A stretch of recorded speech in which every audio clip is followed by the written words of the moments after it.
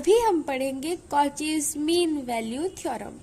ये थ्योरम कहता है कि if two functions f and g defined on the closed interval ab are continuous on the closed interval ab, derivable on the open interval ab, and g dash x is not equal to 0 for any x belongs to the open interval ab, then there exists one real number c belongs to the closed interval ab such that f of b minus f of a divided by g of b minus g of a is equal to f dash c divided by g dash c। Here एक बात आप जरूर notice कर रहे होंगे, अगर नहीं notice कर रहे तो हम नोटिस करवा देंगे कि here g of a is not equal to g of b। क्यों g of a is not equal to g of b? क्योंकि as if g of a is equal to g of b, अगर g of a is equal to g of b, then the function g will satisfy Rolle's theorem। yes, Rolle's theorem हमारा g satisfy करेगा अगर g of a is equal to g of b। अगर g of a is equal to g of b, then the function g function g will satisfy Rolle's theorem। Rolle's theorem अभी क्या कहता है कि अगर कोई एक function let g is continuous on the closed interval ab and derivable on the open interval ab, then and also ga is equal to gb, then there exist a number c between ab such that g dash c is equal to 0, such that and there exists a point c between ab such that g dash c is equal to 0, which is a contradiction in this case, which is a contradiction here,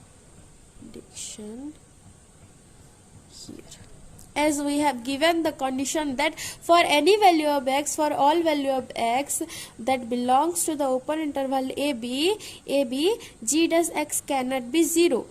ठीक है, तो ये हमारा g roles theorem satisfy नहीं कर सकता, and इसीलिए here g of a is not equal to g of b।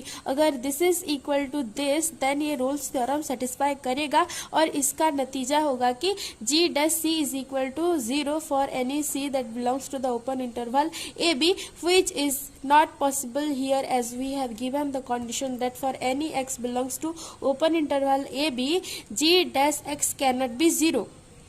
okay, so here g dash a is not equal to g dash b। okay, and now suppose phi of x is a function which is equal to f of x plus a into g of x, where a is a constant। ठीक है, for x belongs to the closed interval ab where a is a constant and a is a constant and to be and a is a constant to be determined by the condition that phi of a is equal to phi of b।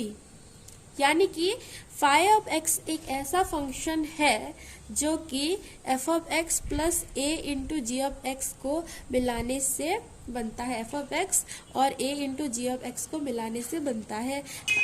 और phi of x एक ऐसा function है, हम पहले से ही assume कर रहे हैं, हम पहले से ही मान रहे हैं कि phi of x एक ऐसा फंक्शन है जो कि ये वाला कंडीशन को सेटिस्फाई करेगा, that is phi of a is equal to phi of b, जिसके मदद से हम कांस्टेंट a के वैल्यू को निकाल सकते हैं। Phi of a, now what is phi of a यानी कि x की जगह हम a पुट कर देंगे तो हमें फाई ऑफ ए मिल जाएगा. So phi of A is equal to F of A plus A into ji of A. And similarly phi of b is equal to f of b plus a into g of b.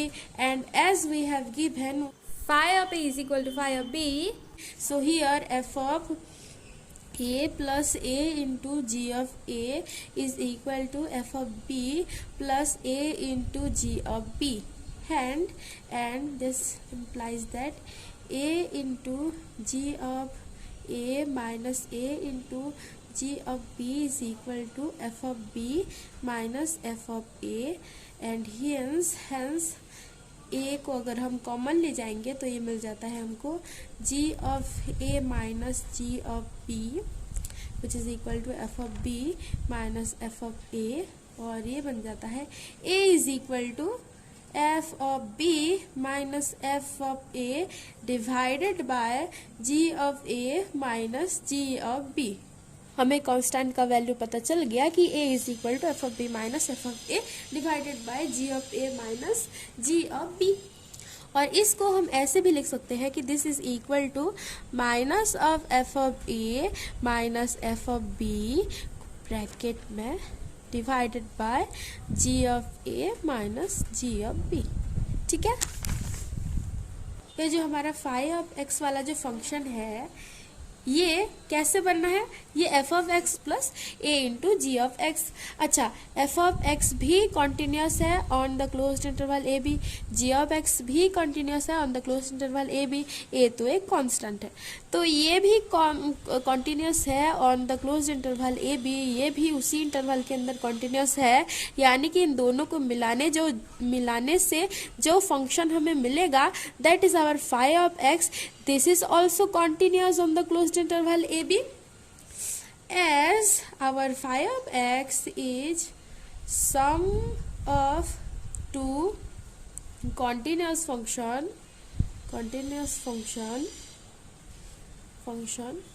f of x and g of x in closed interval AB. Therefore phi of x is also continuous in the closed interval AB. And similarly हम ये कह सकते हैं कि as our function f of x and g of x are derivable on the open interval a b, therefore our phi of x वाला function जो कि f of x और a into ji of x को मिलाकर बनता है that is also derivable on the open interval a b. differentiating phi of x with respect to x, we will get d by dx of phi of x, that is phi dash x, is equal to d by dx of f of x, that is f dash x, plus a into d by dx of g of x, that is g dash x. And as our function f of x is derivable on the open interval ab and our function g of x is also derivable on the open interval ab, therefore our function phi of x is also derivable on the open interval ab, है ना. as phi of x is the sum of this two function, है ना.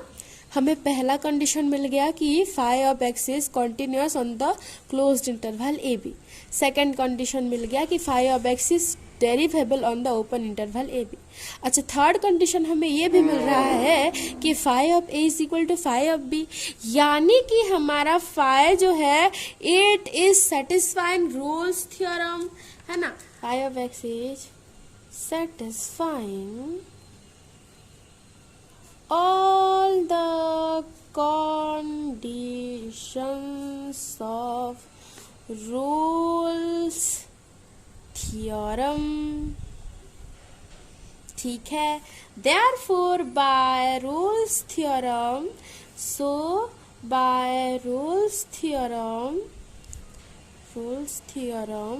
we can say that there exists a number c belongs to the open interval AB the open interval AB such that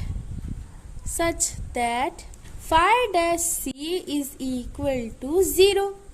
phi dash C is equal to 0.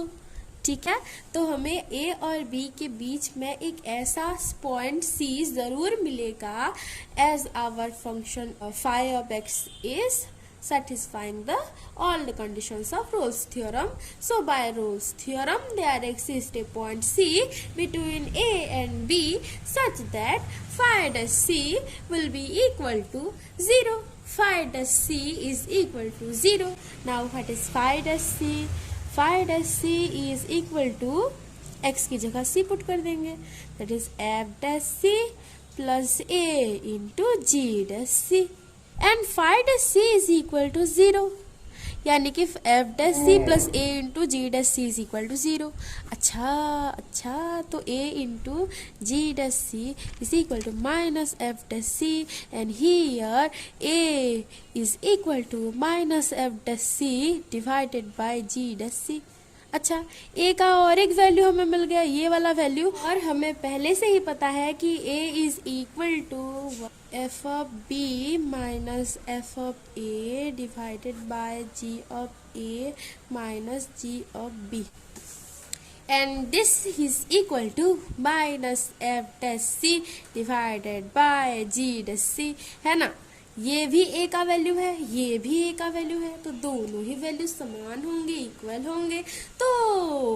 तो हम अगर यहाँ minus का sign common ले जाएंगे तो हमें मिल जाएगा क्या, हमें मिल जाएगा, यहाँ से ले लेते हैं, ठीक है, ताकि हमको थ्योरम भी तो प्रूफ करना है ना. That is f of b minus f of a divided by g of b minus g of a. तो इसको यहाँ और इसको यहाँ लाना पड़ेगा ना, है ना. तो चलो करते हैं. That is minus of